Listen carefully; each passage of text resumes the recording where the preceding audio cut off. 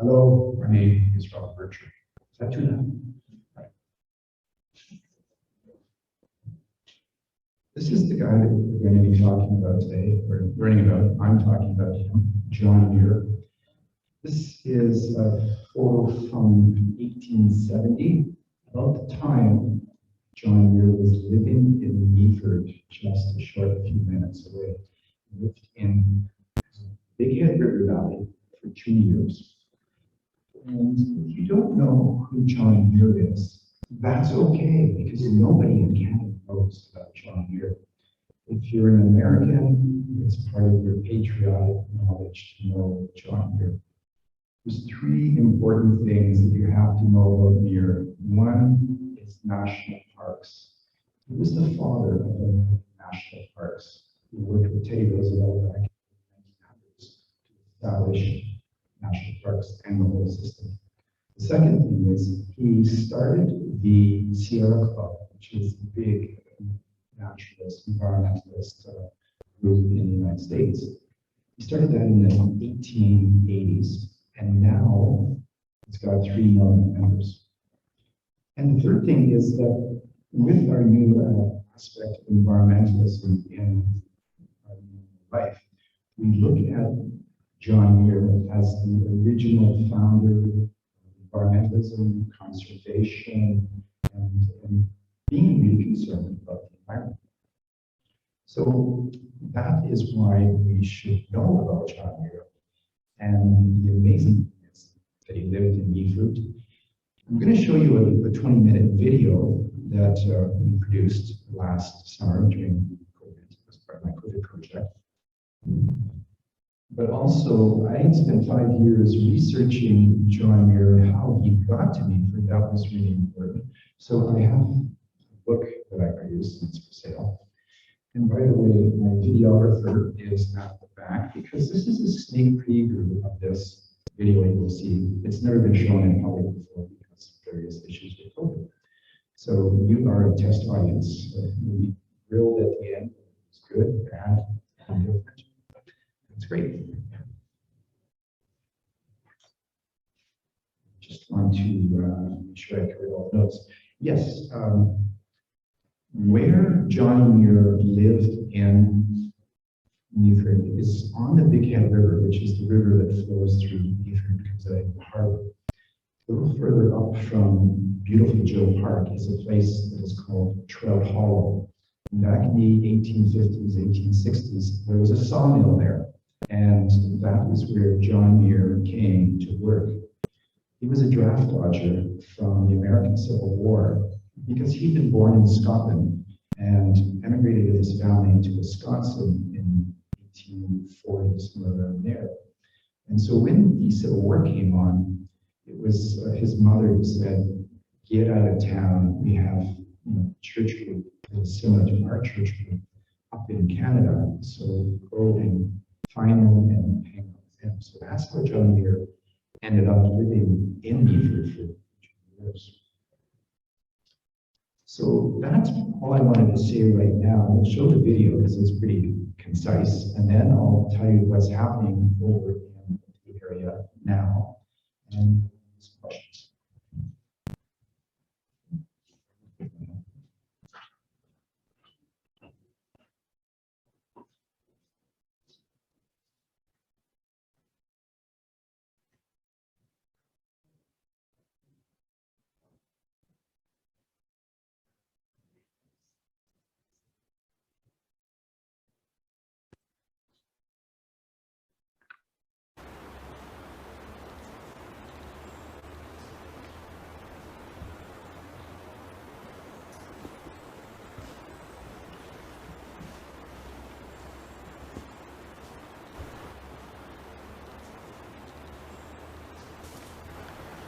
So this is the Beaver Valley in central Ontario, and my name is Robert Burcher, and this is where I live.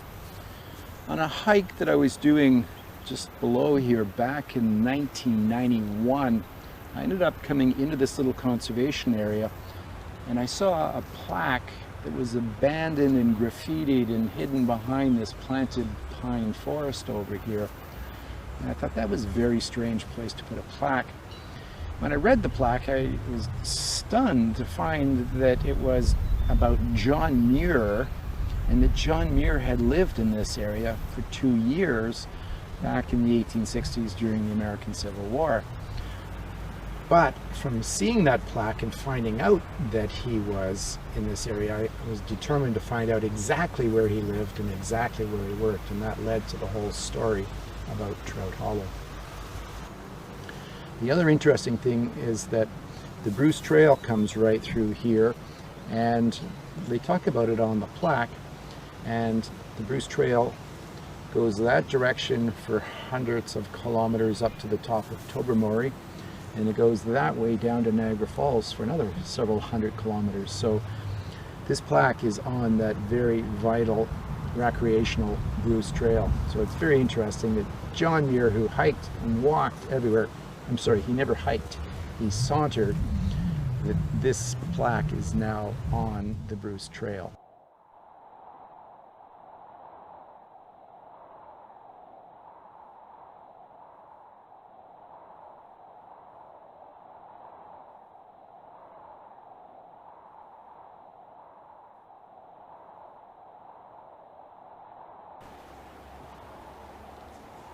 John Muir sauntered throughout North America in his lifetime. Through his travels, he became a friend of presidents, the father of the National Park System, and co-founder of the Sierra Club. He lived in Ontario from 1864 to 1866. In his late 20s and looking for relief from the American Civil War, he joined his brother Dan in Ontario. Meaford, Ontario, on the southern shores of Georgian Bay, had a strict Presbyterian congregation that Muir and fellow Scots who had settled here previously followed religiously. This connection soon led to work with local entrepreneurs, the Trouts, at a sawmill where his skills as a tinkerer and inventor helped improve productivity.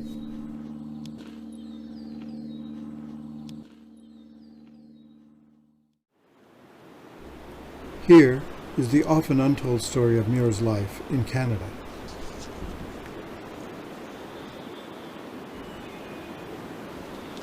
This is the path to access Trout Hollow from the west. John Muir more than likely used this access frequently.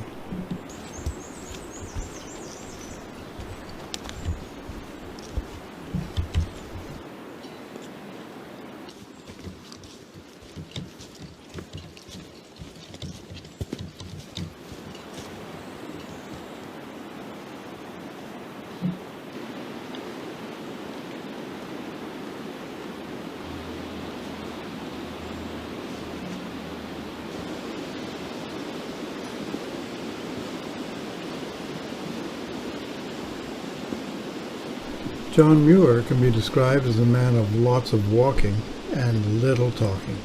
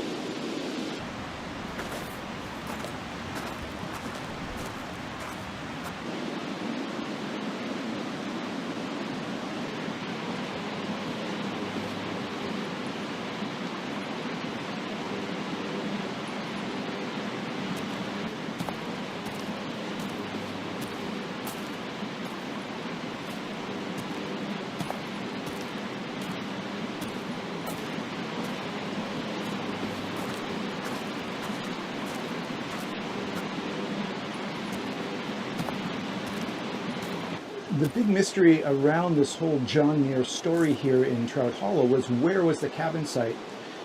On a July day in 1998, there was a hike through this area to explain the John Muir story, and a woman from the University of Alberta was here, and she was an expert on John Muir.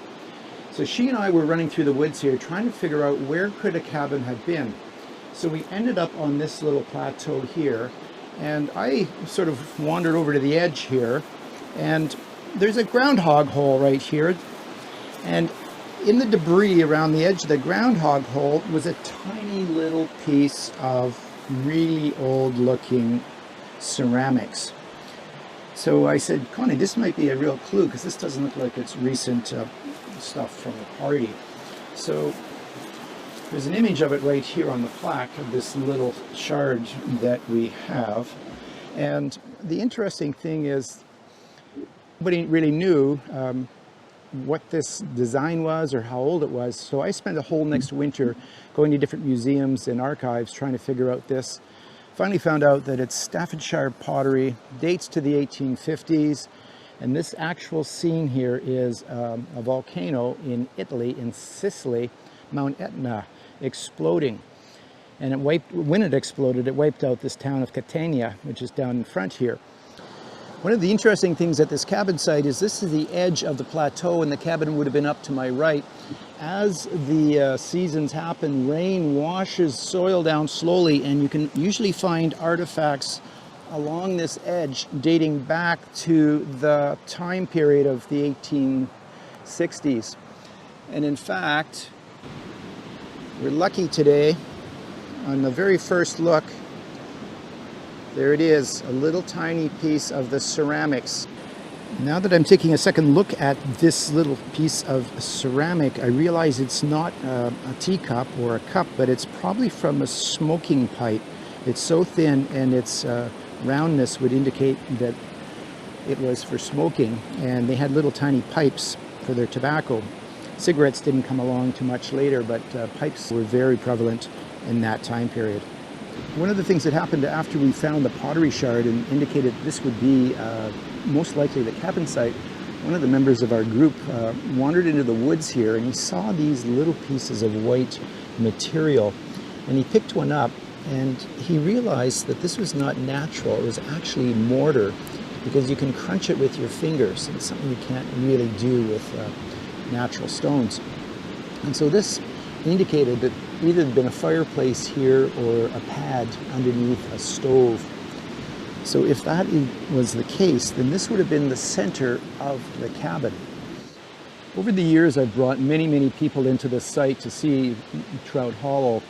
And the people that are truly John Muir fans, when they get to this place, which we tell them exactly is the cabin site where John Muir lived and slept, people either get down on their knees because it's a holy ground. Some people cry. They look up at the trees around and go, oh my God, this is so amazing. And then if you listen, you can hear the river just below here. And that's what John Muir would have heard as he went to sleep every night. He lived and breathed that river sound. And I'll take you over here to the edge. It's all overgrown now, but you can see through the trees exactly what he would have seen. This is the edge of the plateau where the cabin site was. It's right behind me. But this is the view that John Muir would have seen of the river as it flowed below the little hill that the cabin sat upon. And the river's flowing very nicely now, so that's what he would have seen, that's what he would have heard. This is an image that John Muir sketched in summer of 1865, the second summer he was here. And it shows the cabin that he lived in. He'd sent this image home to his family so that they had a sense of, what his house home looked like. So I'm holding this in the exact direction that it appeared. So this would have been the south sunny side of the house. So this is the trail through Trout Hollow, but the interesting thing is right here in front of us was the very first piece of the area that was designated, discovered as part of this historic site. This is the actual dam, and you can actually see the flat surface across the top. I'm going to walk around up through the notch where the flume would have come out and show you where the top of the dam was.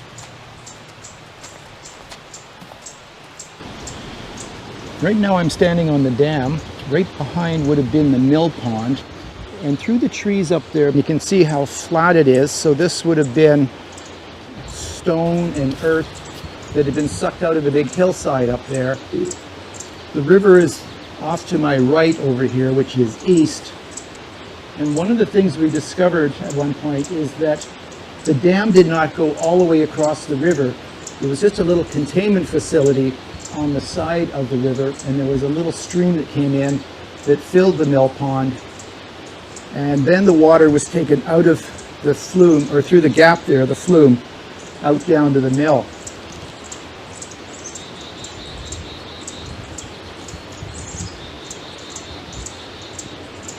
So if you don't know what a flume is, it's basically a big ditch made out of wood, a trough would be a better term, carrying the water from the top of the pond here out 10 or 12 feet in the air to hit the top of the big water wheel, which would power the mill. There was a bit of a groove here in the dam, so we know this is exactly where that trough of water would go. And the water would come down like over my head here in this trough to down where the edge of the mill is here, and I'll just go by here so you can see. So this is one wall of the mill, and this is the side of the mill going down there. So the water would have come through from the dam up there in this raised trough, and it would fall onto a big wheel right here. And so it would be a giant wheel like this turning with the water falling onto it. And in the center of that wheel would be an axle going inside, which would be then geared to all of the other machines that are working there, whether it was saws or lathes and various kind of woodworking machinery. So one wheel did it all. One of the difficulties here in Trout Hollow is to actually look and find where the mill was. I'm kneeling right now on the foundation of the mill. There's a set of stones here, and they really show up once you clear away all the sticks and the branches and all the leaves that have come down over the years. And as I get up to do some raking, you'll start to see more rocks appearing here.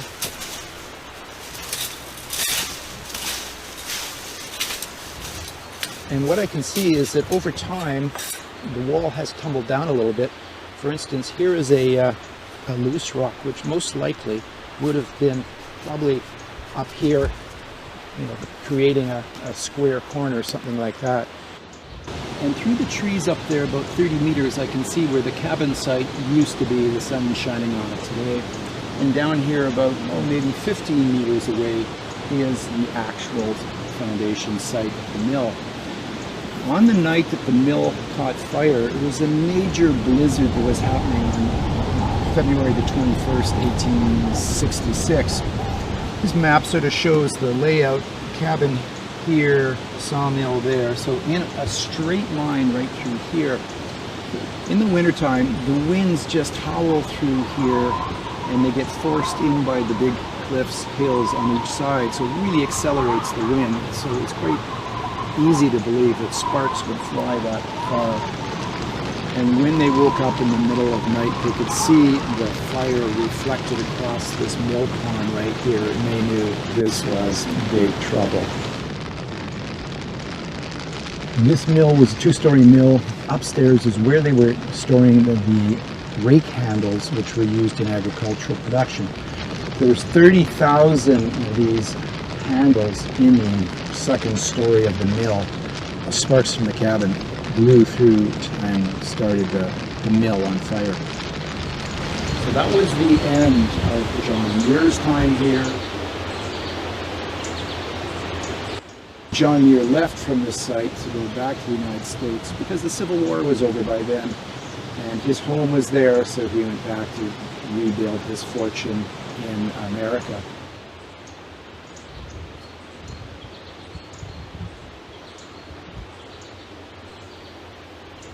A year after the sawmill fire in Trout Hollow, Muir found himself in the Midwestern city of Indianapolis.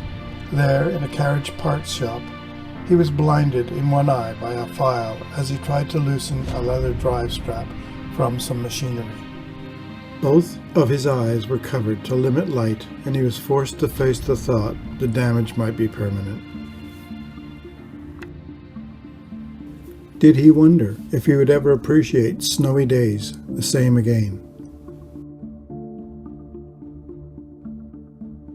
Did his deep belief in religion play a role in focusing his mind to see God's creations more completely?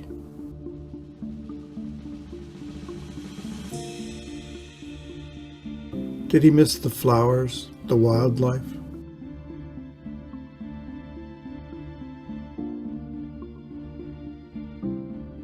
Did he wonder if his interest in nature and botany were more important than a business career?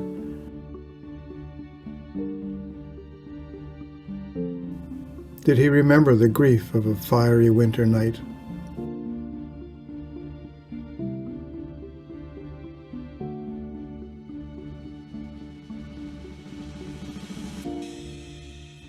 Did he look to the heavens in his mind and pray for his sight to return?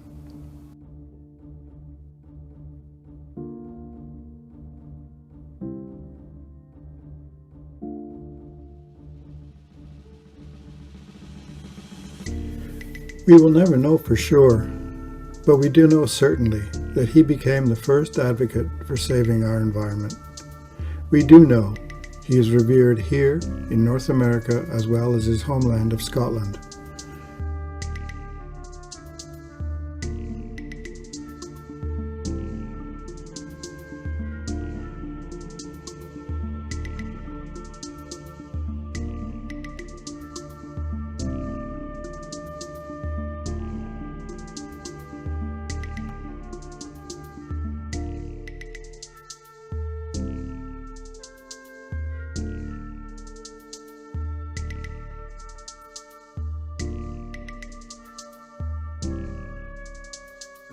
John Muir, like most people, was not perfect, but he is special.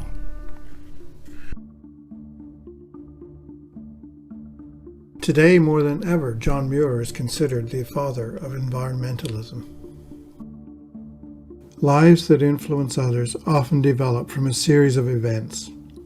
We are left to wonder if John Muir's thoughts were influenced by his painful and frightening eye injury. Did the following darkness leave him time to assess the importance of what he had seen and categorized in Canada?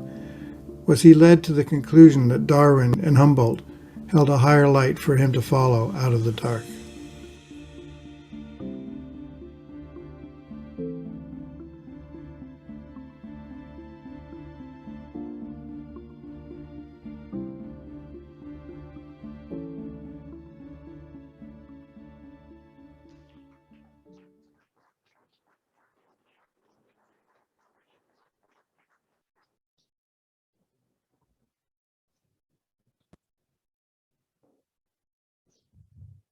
It's me back here again. One of the things I just wanted to clarify here is that this production was done via Creator Space, which is the organization here in town providing video equipment and teaching so that we seniors can tell our story. And at the back of the table there is Alistair Hughes, who is the videographer who put that together. So,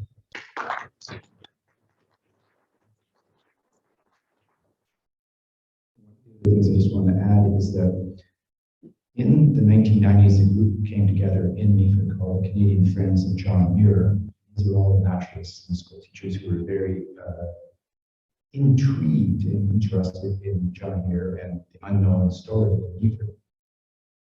And we all took little pieces of the action as far as what are we going to learn. And I was the archaeologist who was part of that the digging. I find that in Burcher, and we did have a full-on digging there. The important thing that we all discovered was that John Muir had a very tough upbringing in Wisconsin. His father was a religious fanatic, and John Muir was allowed to read one book, and that was, of course, the Bible. By the time he was 12 years old, he could quote the whole Bible. He knew it so well. But his father was a very repressive kind of guy. So what John Muir would do is he'd go into the basement of the farmhouse he lived in, and he crafted all of these little wooden machines and clocks, tables, and things like that. He won a prize at the State Fair in Wisconsin, and that got him on the radar of the university.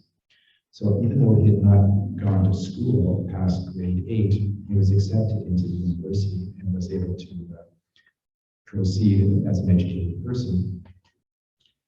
So here's this man who has had this very religious background. The world is all about God created this. He goes to a university where he becomes a botanist. Never finishes because the Civil War comes along. So the young man of 25 who ends up in Beaufort has all of this conflict going on in his head. He gets thrown into this beautiful little place called Trout Hollow, and working with other people who were of the same religious group. But he was now challenging them about evolution, about Linnaeus, who was identifying plant species and all that kind of aspect. And it was a catharsis, if I can say it right, for Muir. He absolutely loved what happened in Trout Hollow. And so when I talk about, my book is called My Summer of Glorious Freedom.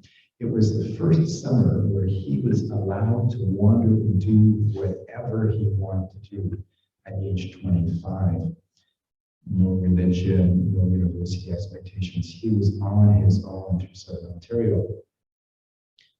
But as it was alluded to in the video here, is that he worked in this mill for 2 years. He was an incredible inventor because of what he'd done with his machinery, learning about it in the farmhouse basement. He doubled the production of the sawmill in Meaford in 1 year. So he was a charmed person. He was a true Scottish inventor, as we know that the Scottish invented the world kind of concept. When he left from Muir and went down to the States in 1866, he worked in a mill. And his job was keeping all the machinery running because he was such an inventor kind of guy. So he was, in those days, they would have those big straps that go through the ceiling, and so the power would be distributed. He was loosening or tightening one of the straps one day, and the file stabbed him in the eye, and that's what we're talking about there, is that he lost his sight in one eye, the other eye went blind in a sympathetic way. So he laid in a room for 6 weeks, in total darkness, with pillows beside his head so he wouldn't move his head. And that's where we believe that he had his epiphany, which was, I had all this experience between religion, evolution, and being an industrial mechanic. I am not going to spend my life, if I ever get my eyesight back, doing industrial work. And that is the point when he became the real passionate person about the environment and about saving the environment. So that was an important thing to draw back into the story. So we had John Muir at his best when he was in Trout Hollow. The other thing too is that when he left, he got his eyesight back from the injury, he ended up in Yosemite, which was this beautiful, beautiful place. It's the #1 national park in California. And he's the man that really drove the creation of Yosemite National Park. So we like to think that he came, cut his teeth in Trout Hollow with nature, and then went off and showed the Americans that they have to save the beautiful space. So that was, a little bit more John Muir. What I wanted to also do is bring you up to date on what's been going on in Trout Hollow, because I've been working on this story for 32 years, starting with that plaque that you saw in the video. It's refurbished and relocated. It was 1992. Worked through all of the processes in Meaford. But what was happening in Trout Hollow was that the owners of the land, which was the H.W. Knight lumber company, had built some trails through for Meaford. But a year ago, in 2021, they sold that property to a land trust called the Escarpment Biosphere Conservancy. So Trout Hollow is now a certified nature preserve, and it will be that way forever. So we're all quite excited that this very special site is being saved. But in that process, I discovered that the Escarpment Biosphere Conservancy was really good at buying land and gathering it in, but they had no experience in taking care of trails. And during COVID, all the trails into the Big Head River Valley were absolutely overrun, as all trails were in Ontario by people wanting to get out and do things. So I went down to the head office of the Escarpment Biosphere Conservancy and pleaded the case that we needed to do something. So they sort of gave me the go-ahead to start an organization in Muir to do trail maintenance. So there's only last week we got our charity status as the Trout Hollow Trails Association, and we all are already money pouring in to do restoration on all the trails. Tourism Ontario has a big program on now because of the need to get back to sort of an equilibrium with all the trails and parks. They're putting a lot of money into tourism and signage and telling them where to go. So we're going to be getting some money signage into Trout Hollow. So this beautiful little place, which has been bush parties from all teenagers from Muir, is now firmly on the stage, so to speak. People in the Sierra Club of the United States now know that this has happened. So before COVID, we were having constant people coming from the States to do the pilgrimage tour. So I want to give you a quick heads up that you should get into Trout Hollow very soon before the real crowds discover it. There's two ways you can do this if you have a smartphone. I posted a map on the back board there. You can go and take a picture of the map, which I've upgraded, showing the parking areas around access points. Or you can go onto the internet and just put in Trout Hollow Trails, and you get the map pops up there. But to tell you exactly where it is, as you go towards Meaford on Highway 26, you pass the famous Grandma House. The next road to the left is called whatever, Muir Street. Okay? Go down to the end of Muir Street, and it stops at the edge of the valley. The park there's lots of space, and you can hike down and pick up the trails. And it's a beautiful walk along the river. You can walk back into beautiful Joe Park in Meaford. So it's a nice way to do it. But the actual historic site for John Muir is over on the other side, which you have to drive around and come in from the side road, which shows on the map as well. But there's one other thing I just wanted to finish off with, is that Maureen and I have been doing tours in there, and Lucy told me she did on my hiking tours in there, is I do want to offer to you all to do a Probus hike in there, and I would lead the hikings and get me on the ground doing that. So I'll leave it up to you, Kirby, to carry on or not carry on. What I was going to say, as I was doing these kind of hikes, the real hardcore naturalists would be walking along and they'd say, "Whoa, stop! What's this little tree doing here?" And I look at them, it's a little oak tree. And they say, "No, this is a special tree. This is an English oak. It shouldn't be here." So I started to investigate, and there's a real fascinating story that happens in that area of Trout Hollow, which is more recent than John Muir. In 1939, there was a royal tour across Canada. It was the first time the King and the Queen had traveled across Canada. They did it by train. And they gave out acorns as souvenirs at all the different stops.